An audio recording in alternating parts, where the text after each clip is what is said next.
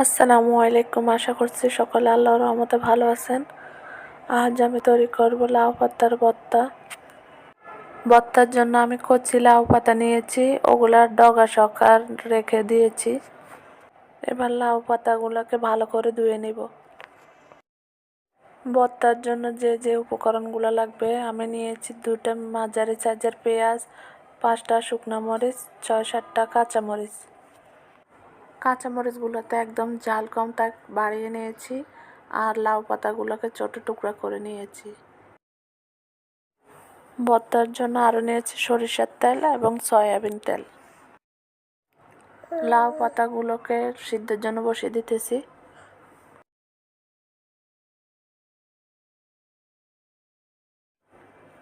কিছুটা পরিমাণ পানি দিয়ে সিদ্ধ করে নিব।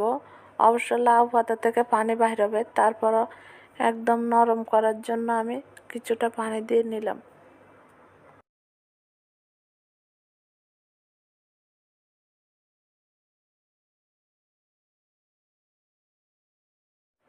দিয়ে দেব সামান্য একটু লবণ।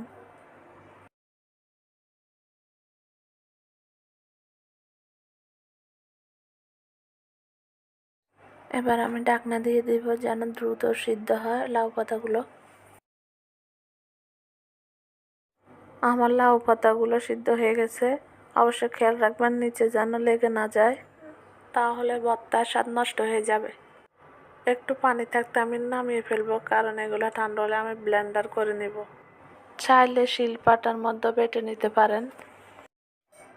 চুলায় একটি পাতিল বসিয়ে তার মধ্যে দিয়ে দিলাম 2 টেবিল চামচের মতো সয়াবিন তেল। এবার শুকনো মরিচগুলো ভেজে নিচ্ছি।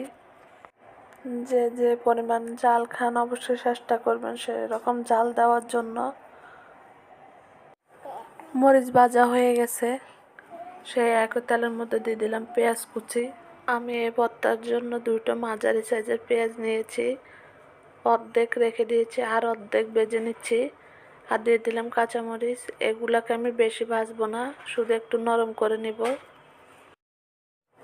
দিয়ে দিতেছি ব্লেন্ডার করা লাউ পাতাগুলো।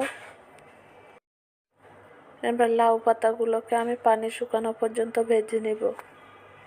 চুলার আঁচটাকে মাঝারি রেখেছি, না হলে লেগে গিয়ে ভর্তার স্বাদ নষ্ট হয়ে যাবে।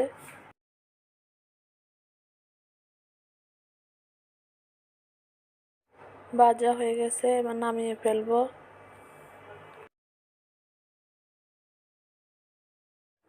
শুকনো মরিচের সাথে একটু লবণ দিয়ে এগুলোকে গুঁড়ো করে নেব।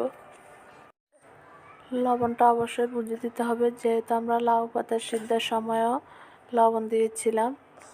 আমি অর্ধেক পেঁয়াজ ভেজেছিলাম আর অর্ধেক পেঁয়াজ রেখে দিয়েছিলাম, সেগুলোকে এবার মরিচের সাথে ভালো করে মিশিয়ে নিচ্ছি। লাউ পাতাগুলোকে একসাথে মিশিয়ে নেব। দিয়ে দিব সামান্য পরিমাণ সরিষার তেল। তেল দেওয়ার কারণে ভর্তার স্বাদটা বেড়ে যায়, খেতে অনেক ভালো লাগে। এই ভর্তাটি আপনারা গরম ভাতের সাথে বানিয়ে খেয়ে দেখবেন। যদি আমার ভিডিওটি ভালো লাগে অবশ্যই সাবস্ক্রাইব করতে ভুলবেন না। সবাই ভালো থাকবেন। আল্লাহ হাফেজ।